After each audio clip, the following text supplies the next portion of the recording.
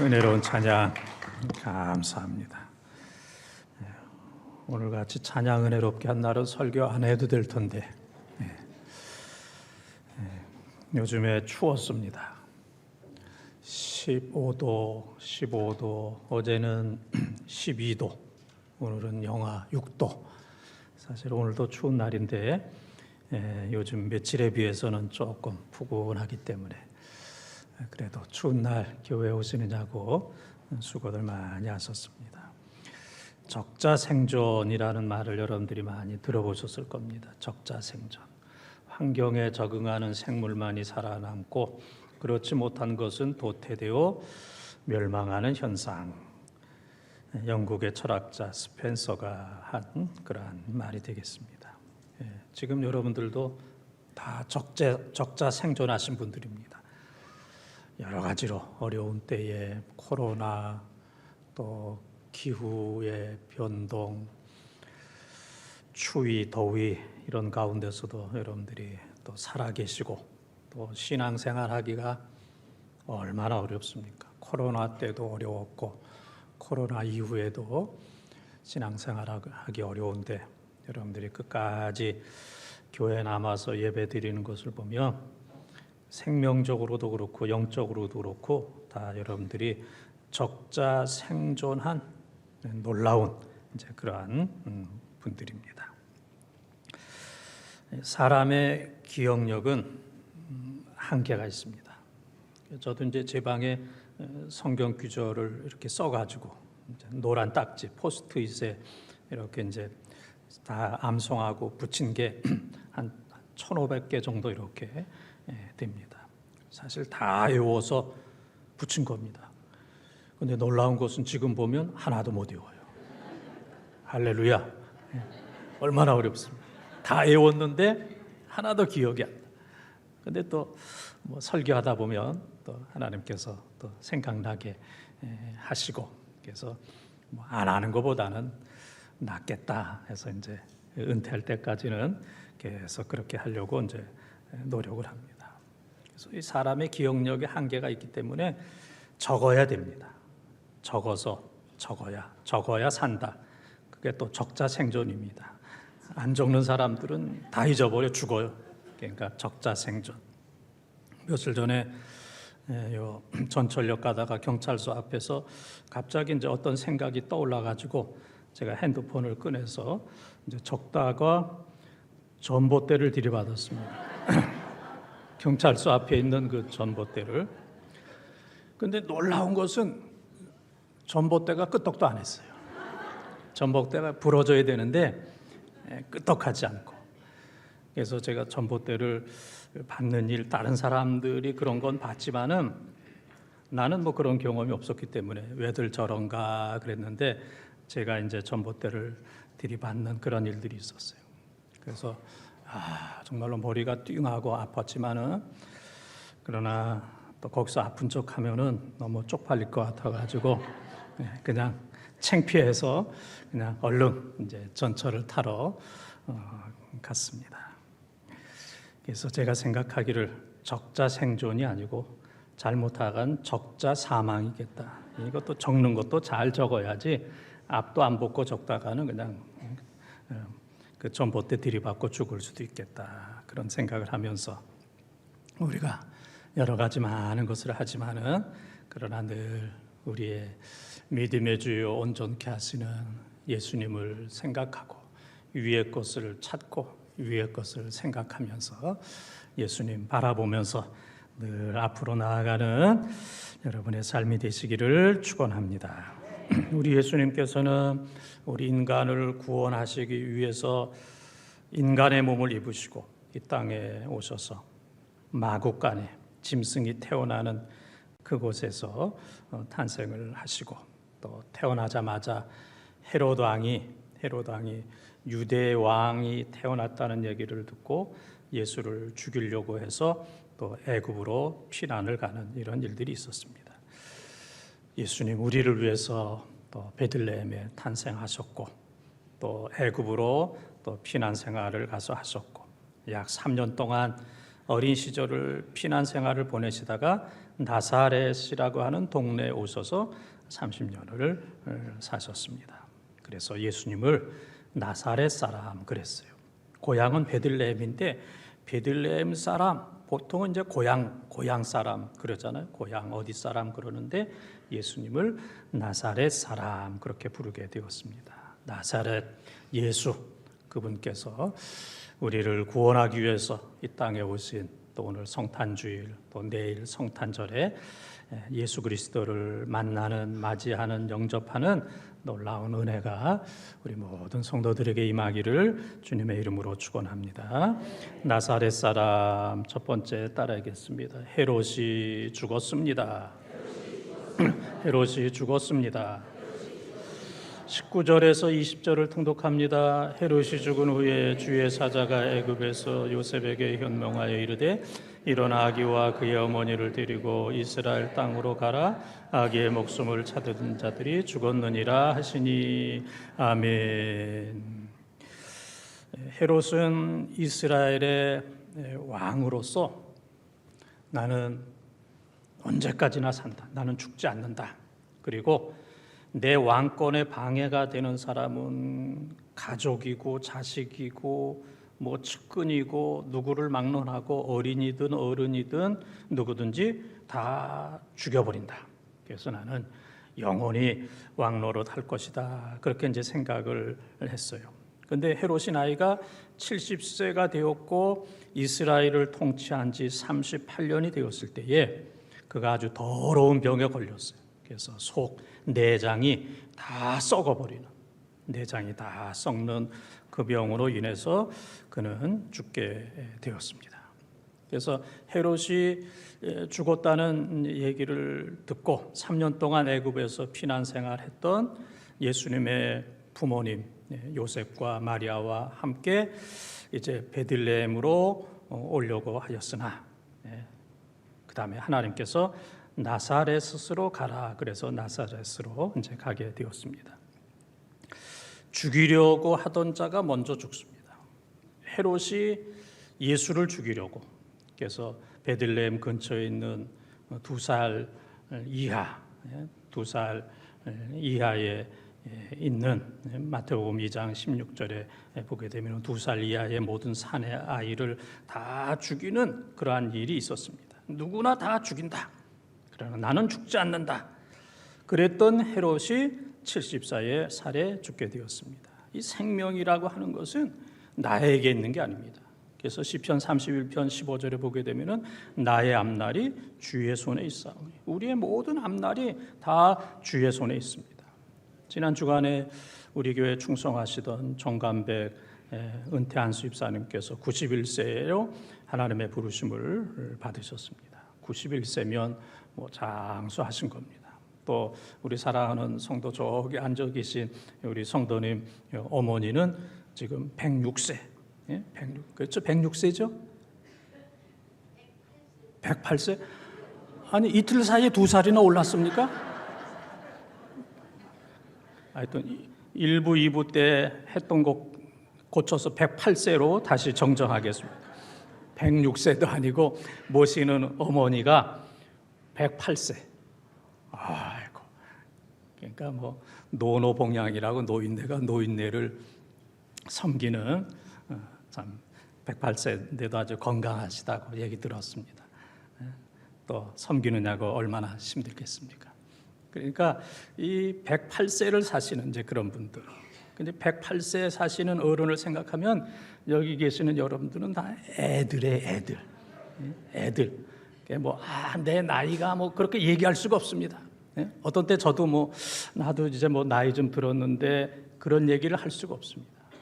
그래서 우리가 70을 살든 91세를 살든 108세를 살든 우리의 모든 앞날과 생명은 다 하나님 손에 있는 겁니다.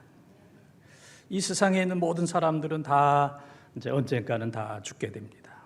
그래서 나라를 위해서 죽은 사람은 애국자고, 돈을 사랑하다 죽은 사람은 수전노고, 주님을 위해서 살고 주님을 위해서 죽은 사람을 우리가 순교자 그렇게 얘기합니다.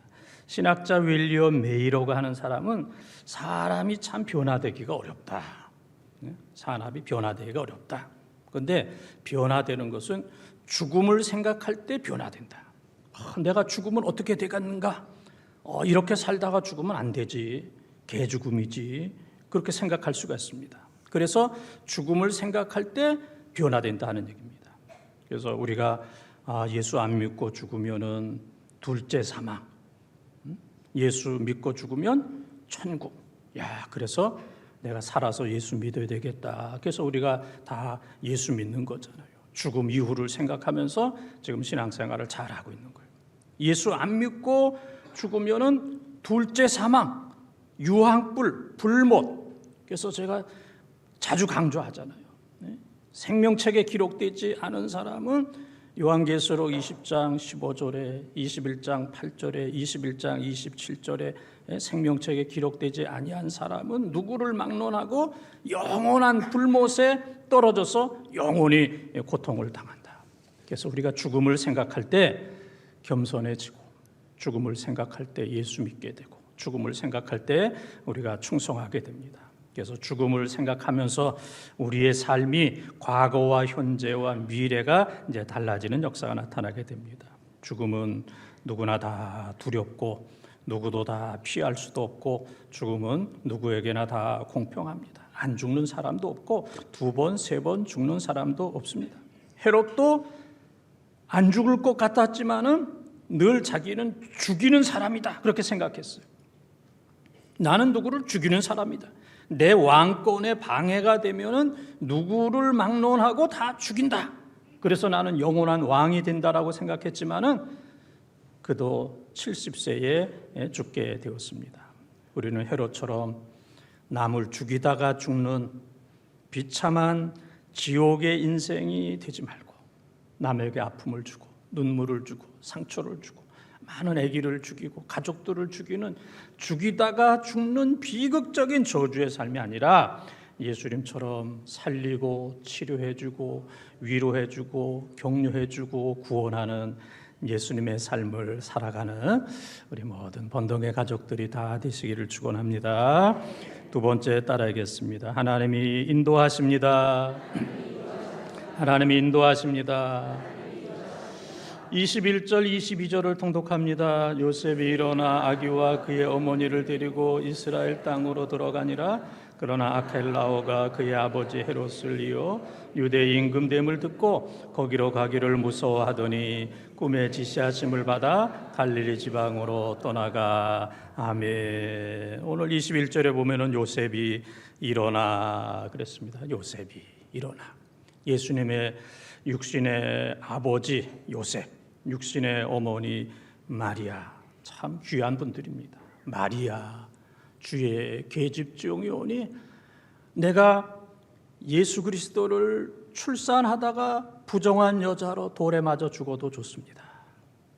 저를 사용해 주시니 감사합니다. 마리아가 주님을 찬양했어요. 그래서 정말 마리아가 된 것이고, 또 예수님의 육신의 아버지 요셉, 정말 목수 요셉, 너무너무 대단한 사람입니다.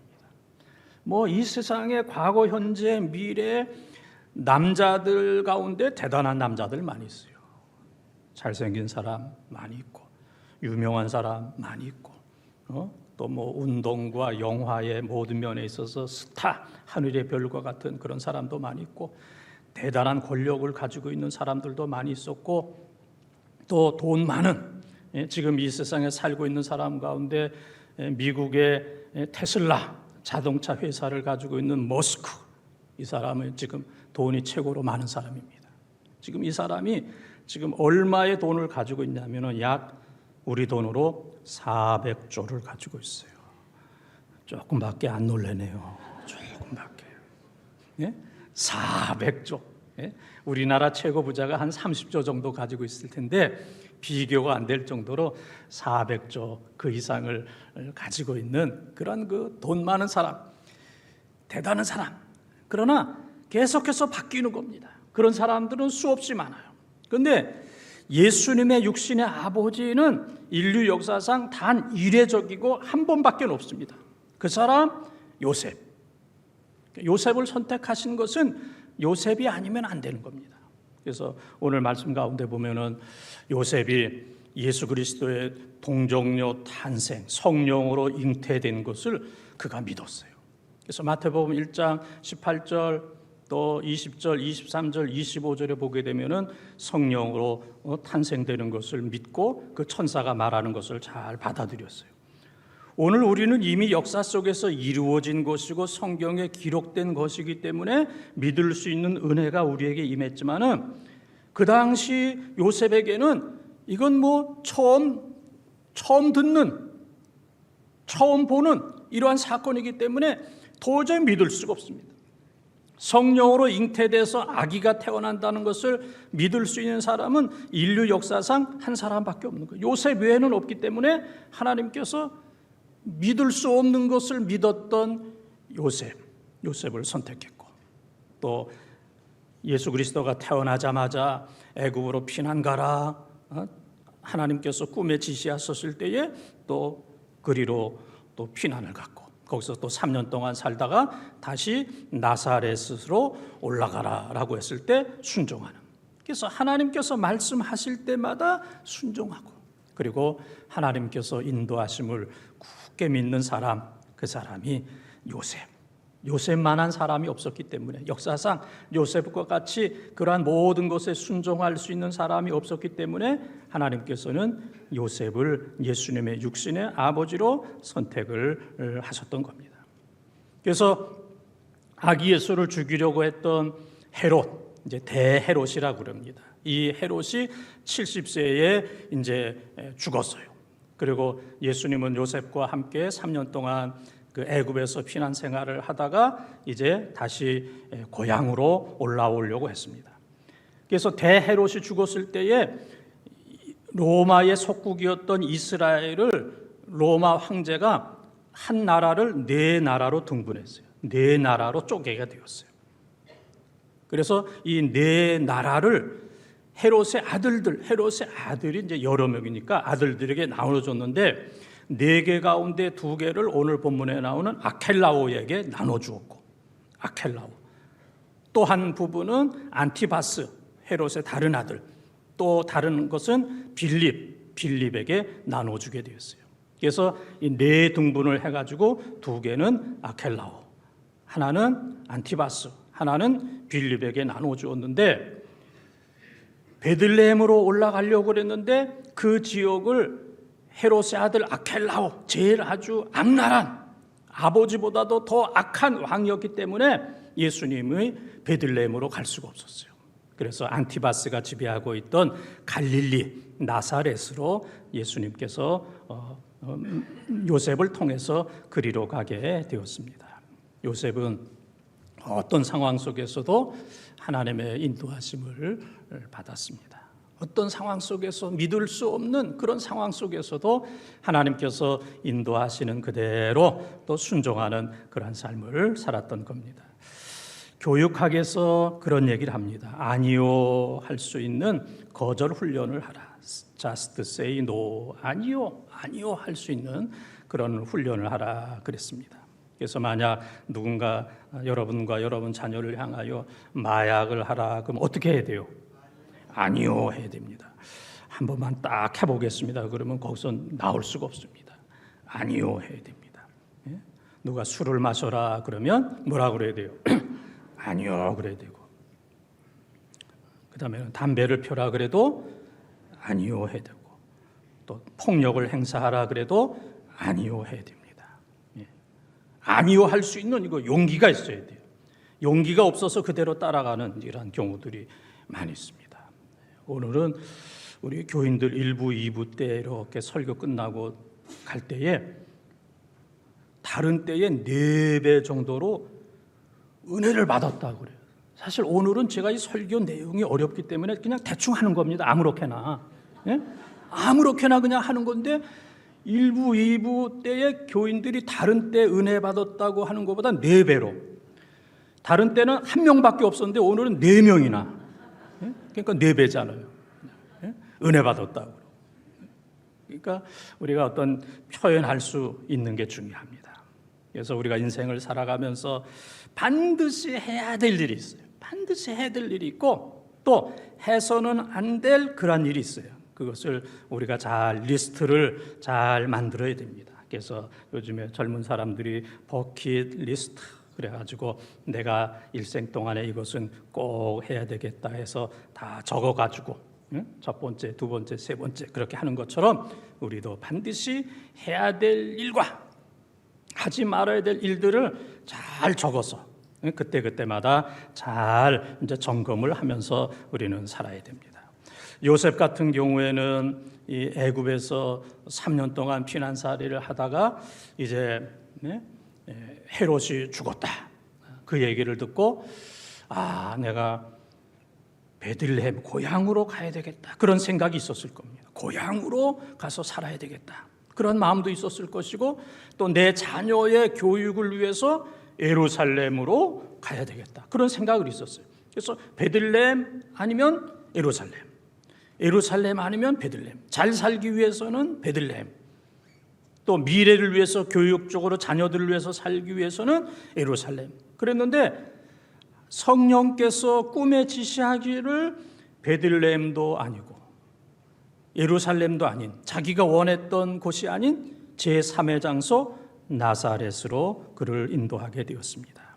그럼에도 불구하고 요셉은 자기의 생각과 꿈과 비전과 모든 것들을 다 내려놓고 하나님 말씀하시는 그대로 꿈에 지시하시는 그대로 성령께서 인도하시는 그대로 순종하는 그러한 삶이었습니다. 우리 모두도 이 땅에 사는 동안에 부모님 말씀에 순종하고 부모님 말씀에 순종하고 하나님 말씀에 순종하는 순종하기 어려운 그런 상황이라도 부모님 말씀에 하나님 말씀에 순종해야 돼요.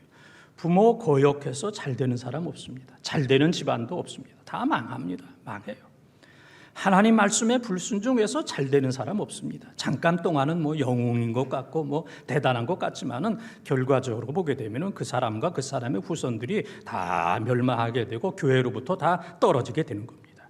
어떤 상황 속에서라도 요셉이 베들레헴도 아니고 예루살렘도 아닌 나사렛으로 말씀하셨을 때 절대적으로 순종했던 것처럼 하나님 말씀에 순종해서 하나님의 인도하심을 받으며 살아가는 우리 본동의 가족들이 다 되시기를 주님의 이름으로 축원합니다. 세 번째 따르겠습니다. 하나님의 말씀은 그대로 성취됩니다. 하나님의 말씀은 그대로 성취됩니다. 23절을 통독합니다. 나사렛이란 동네에 가서 사니 이는 선지자로 하신 말씀에 나사렛 사람이라 칭하리라 하심을 이루려 함이로라. 아멘. 우리가 이사야서를 보게 되면은 이사야 7장, 9장, 11장을 메시아장 그렇게 얘기합니다. 메시아에 대해서 예언하신 이제 그런 내용인데 모든 것들이 그대로 다 이루어지셨습니다. 나사렛, 이 나사렛 사람, 나사렛에서 예수님께서 30년 동안 사셨습니다. 예수님은 33년을 사셨는데 30년 동안은 나사렛에서 인간으로 사셨고 인성으로 사셨고 그 다음에 나머지 3년은 메시아로 공생애를 사셨습니다.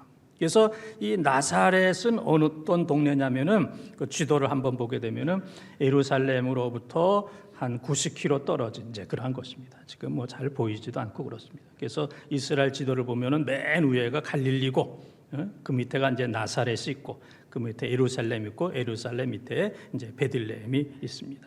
그래서 이 나사렛이라고 하는 이 동네는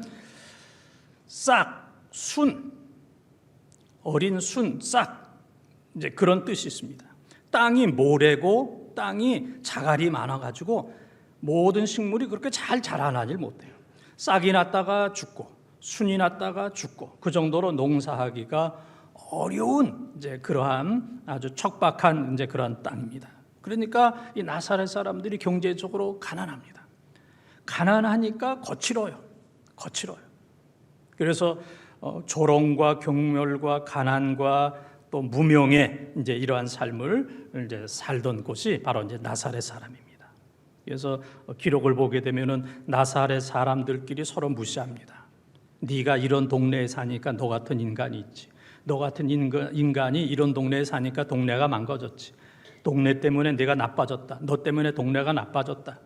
서로 동네와 사람들을 멸시하고 천시하고 저주하는 이러한 동네가 바로 이제 나사렛이었습니다. 그럼에도 불구하고 요셉은 베들레헴도 아니고 예루살렘도 아닌 나사렛으로 가셔서 그는 계속해서 하나님 앞에 순종하고 충성하시는 이런 일들이 일어나게 되었습니다. 이스마엘 여러분들이 많이 들어보셨을 겁니다. 창세기 16장 12절을 보게 되면은 창세기 16장 12절을 한번 읽어보겠습니다. 그가 사람 중에 들나귀같이 되리니 그의 손이 모든 사람을 치겠고 모든 사람의 손이 그를 칠지며 그가 모든 형제와 대항해서 살리라 하니라. 아멘. 이스마엘은 아브라함이 불순종해서 86세에 낳은 아들입니다. 불순종해서 낳은 아들 하갈을 통해서 낳은 아들입니다. 그래서 이스마엘의 후손들이 어떻게 되냐면은 사람들 중에 들나귀는 이게 제어가 안 됩니다. 이건 어떻게 할 수가 없어요. 들나귀처럼 나가고 들어가고 싸우고, 그 다음에 그의 손이 모든 사람을 치겠고 사람들을 칩니다. 그 다음에 모든 사람의 손이 그를 칩니다. 치고받고 그가 모든 형제와 대항해서 살리라. 대항이라는 말. 요즘 이스라엘과 하마스의 싸움, 이스라엘과 아랍권의 싸움들을 늘 보면서 제가 며칠 전 창세기 16장 12절을 읽는데 이 말씀이 눈에 띄게 됐어요. 이야, 하나님의 말씀은 놀랍다. 이스마엘, 아랍의 조상되는 이스마엘 후손들에게 주신 이 말씀이 그래서 들나귀 같다. 통제가 어렵습니다. 하마스, 헤즈볼라 통제가 어려워요. 들나귀 같아요. 모든 사람을 치고 그냥 치잖아요. 그 다음에는 모든 사람의 손이 그를 칠지며, 그들도 치지만은 그들도 고생을 많이 합니다. 모든 형제와 대항하는 거. 어디 가나 대항하는 겁니다. 들나귀 같고 치고 받고 대항하고, 들나귀 같고 치고 받고 대항하고. 시간이 없어서 그만하겠습니다. 이 말씀이 창세기 16장 12절에 이스마엘 후손들에게 주신 말씀이에요. 이스마엘은 아브라함의 불순종이에요. 불순종해서 하갈을 통해서 낳은 아들이 이스마엘이고, 그 다음에 이삭. 창세기 21장 6절에 있는 말씀을 한번 읽어보겠습니다. 사라가 이르되 하나님이 나를 웃게 하시니 듣는 자가 다 나와 함께 웃으리로다. 아멘. 아브라함과 하란은 나이 차이가 10살입니다. 그래서 이 하라가 89세 때에 하나님께서 사라에게 내년 이맘때 네가 아들을 낳으리라 그랬더니 사라가 그냥 웃었어요. 내가 89세인데. 하나님께서 왜 웃냐 그랬더니 나 안 웃었다고. 하나님께서 너 웃었다 그랬어요. 근데 그 말씀 그대로 1년 후에 사라가 90살이 되었을 때에 그를 통해서 이삭이 태어나게 되었어요. 이삭이 태어났을 때 사라가 웃었어요. 이거는 인간으로서 불가능한 일이 일어났다. 작년 이맘때는 도저히 있을 수 없는 일 때문에 하나님께서 말씀하셔서 그냥 웃었는데 이제는 1년 후에 그 하나님의 말씀이 그대로 이루어져서 웃게 되었어요. 그리고 사라가 90살에 아들을 낳았다.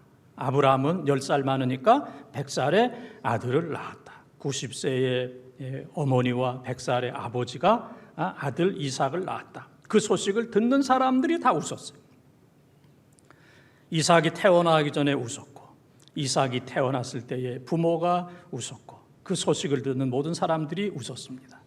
그래서 이삭은 이스라엘의 그 조상이 되었습니다. 이스라엘 순종입니다. 이스마엘은 불순종이야.